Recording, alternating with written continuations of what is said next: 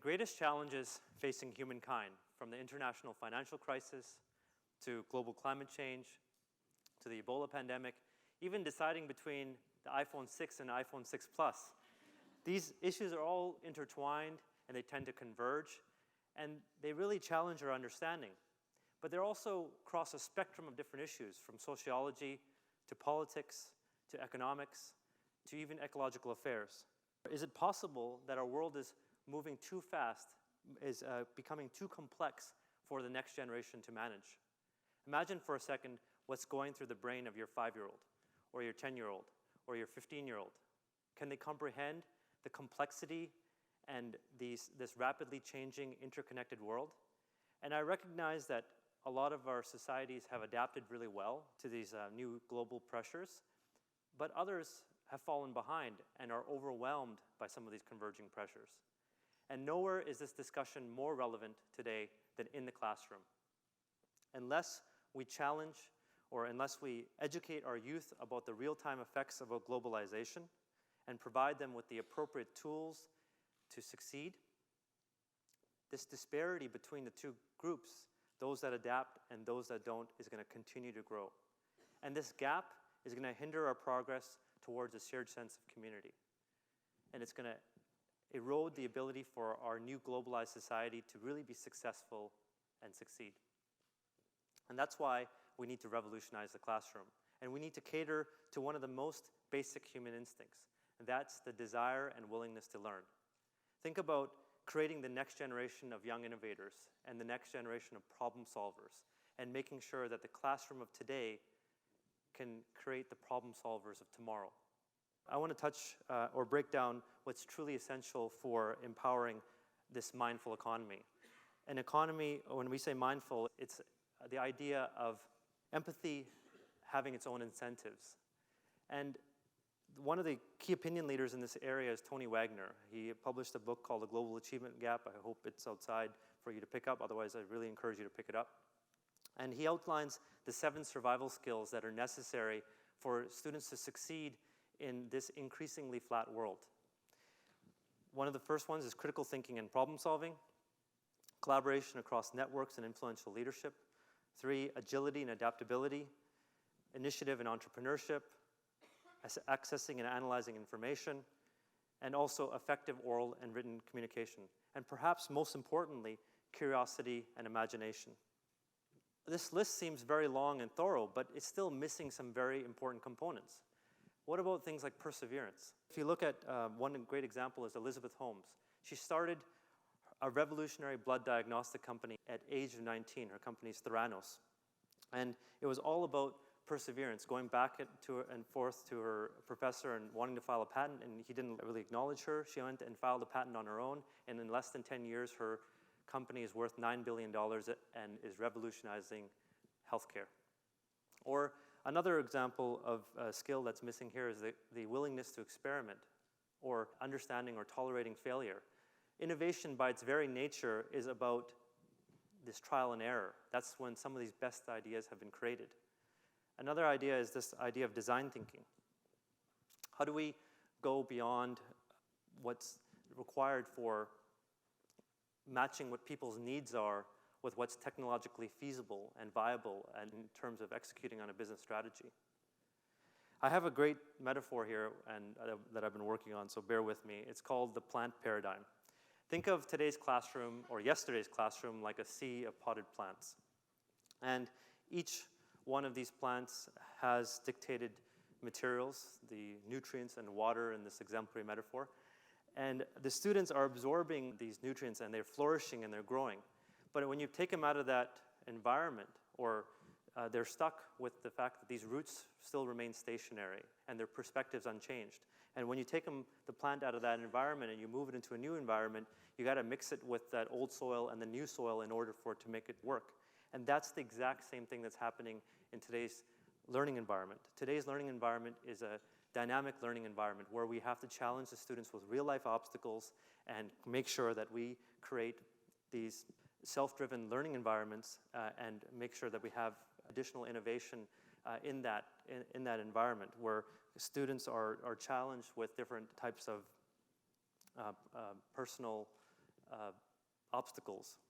While there may not be necessarily this one-size-fits-all model here, it applies to a whole bunch of different situations. And there are a number of things and steps that we can still appeal to that can encourage, or we can appeal to in terms of a child's intrinsic motivation or curiosity or imagination, and just open their eyes to a natural concern for the world.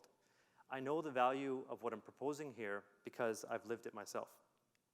And my story actually doesn't start with me growing up in India, or strangely enough, with me meeting my parents at age 4, nor does it begin with me seeing my inspiring immigrant parents work so hard to build a future for ourselves.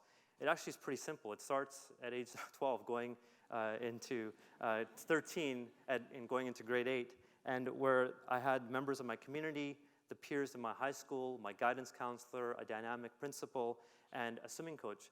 You know how they say it takes a village? Well, it really took a village in my case.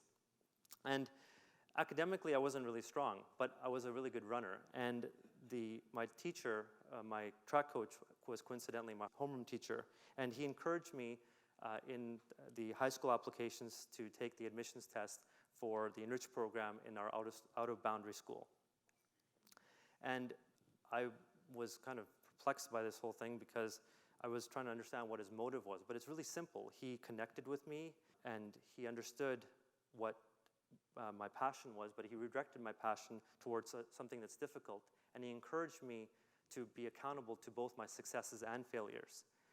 Unfortunately, or maybe fortunately, I didn't get in. I never actually found out what my grades were, so who knows what happened. But after missing that chance, I decided to enroll in every Enrich class in my high school, in my boundary school, which was Gladstone Secondary in good old East Vancouver.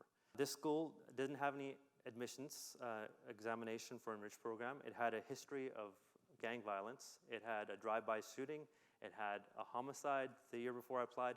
And I was really happy for my teacher to open my eyes to this so-called Enrich Program. I feel like I was going to graduate with a PhD in violence. But it was really the turning point for me personally. And at age 13, I walk into this classroom, into this grade 8 math Enrich classroom, and I basically look the same as I do now, except probably 30 pounds lighter. And nevertheless, I look around the room, and there's a whole bunch of diverse students, from all different backgrounds. And they're all overachievers, and we would be spending the next 5 years together. But we had an interesting chemistry. We had a dynamic set of administrators and a counselor and a principal that was also willing to support us. And we didn't realize this at the time, but we had the makings of a turnaround team, where this administration gave us the guidance and gave us the rule book to play within and made sure that we didn't go outside of it.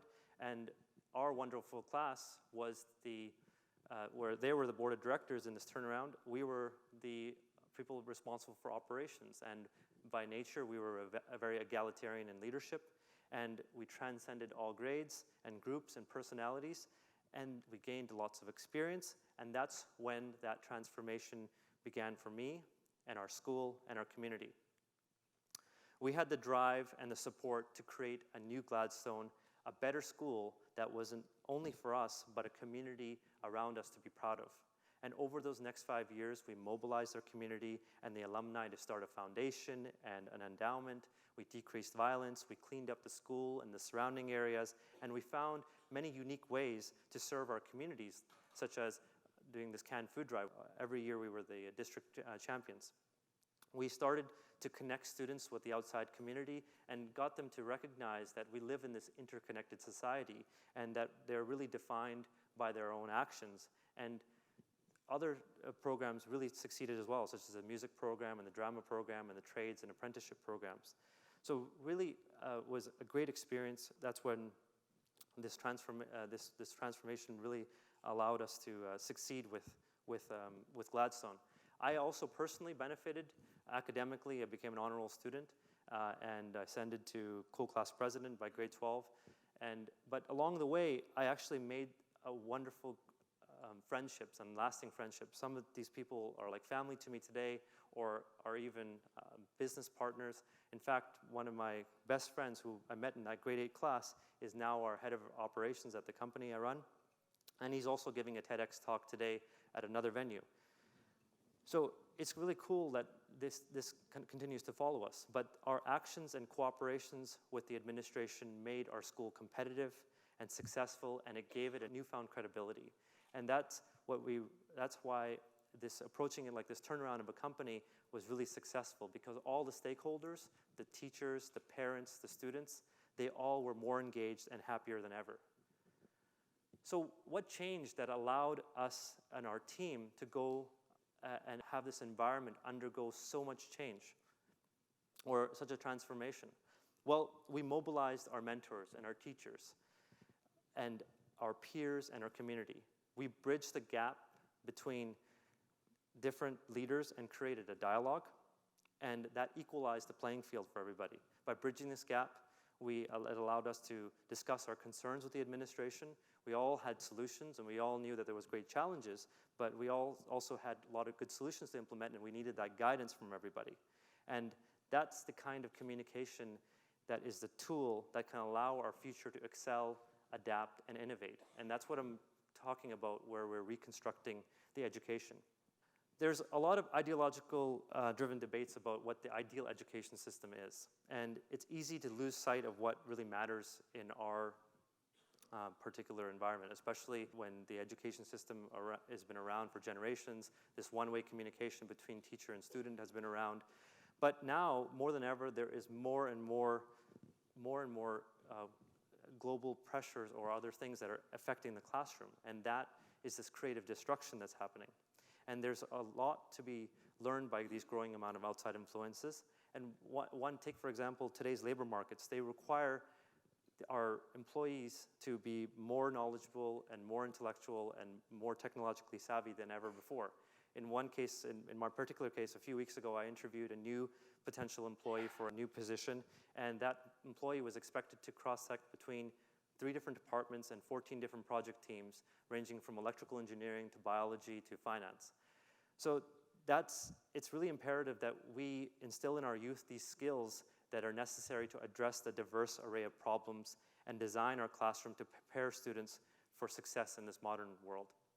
Well, how do we do this? There's lots of programs, and we heard of a lot of programs already, and there's lots of different tools. But one program I'm really excited about that's helping to bridge this education gap, and that I recently launched with 2 of my colleagues, is a new approach that we're taking to the classroom. It's called the Young Entrepreneur Leadership Launchpad, Yell. It's an innovative collaboration model where we're basically, we're taking that opportunity of that experience that we had with those real-life obstacles that I experienced at Gladstone, and we're providing that same opportunity in the classroom, but in a structured way. It's a dynamic ecosystem that encourages these parents and teachers and the professional community to play a meaningful role in the education of tomorrow's changemakers. And it makes business leaders accessible to students, and it delivers a cutting-edge curriculum. And through this collaboration with teachers and guest speakers, we get, and these workshops, we get to align with some of the most innovative new programs being developed by leading universities, and make sure that that gets communicated to grade 11 and 12 students, and it also bridges the gap to transition to university. One of the other exciting things that we're doing is this platform we call the Great Challenges Program, where we make sure that the students understand some of the issues that affect them as global citizens for tomorrow. By exposing them to these issues at such a young age, we are creating solutions that change the world, or hopefully change the world for the better. This is our vision for creating the next generation of responsible business leaders and community leaders. So what are the skills necessary for these future innovators to tackle these great challenges ahead and craft some of the innovative solutions? Well, we talked about collaboration, and I talked about agility and adaptability. The other important thing here is entrepreneurship as a multidisciplinary tool. And what we're talking about by wrapping all these things up is the ability to collaborate effectively and create some sort of adaptive solutions in the foundation of some sort of entrepreneurial spirit. By instilling this spirit in our students, the Yell program encourages them to take this very multidisciplinary approach, and they're tackling real-world problems, and they're actually, on a day-to-day basis, they're actually problem-solving. And we're allowing them to take control of their education by this self-driven learning environment. But one thing I wanted to conclude with is that everyone makes a difference. When I look back, there are a lot of experiences and people that have affected my own unique journey. And when I walked into that high school, I didn't know what my purpose was, nor did I know that I was going to have that opportunity to share my story with you here today. But today, because of my own educational environment, or my unique educational environment, I understand what my purpose is, and that is to lead individuals and communities that pioneer a lasting impact. Every person out there, all of you, have distilling personal experiences that have affected them in some sort of meaningful way. And this is probably the single unifying thing that brings us all together. It's a common denominator, and that we ourselves look for our own understanding for determining how we're going to have a better understanding of ourselves and our environment. We have all had someone in our lives that has affected us, our teacher, our student, or our parent. And when we share these experiences with one another, we're leaving a little bit of ourselves with the other person, and that's helping direct a future course for ourselves. This is exactly what we're emphasizing in Yell. We're trying to provide that knowledge and experience and transfer it to the students so they can make these decisions. When you talk to any business leader, the number one thing they'll tell you is that it's important is relationships. And at Yell, we're emphasizing this concept through mentorship and collaboration and allowing students to develop an idea into a viable business plan. And while along the way, they're building these meaningful and lasting relationships.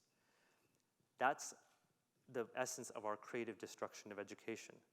It's a simple shift of power from the teacher or these mentors to the student.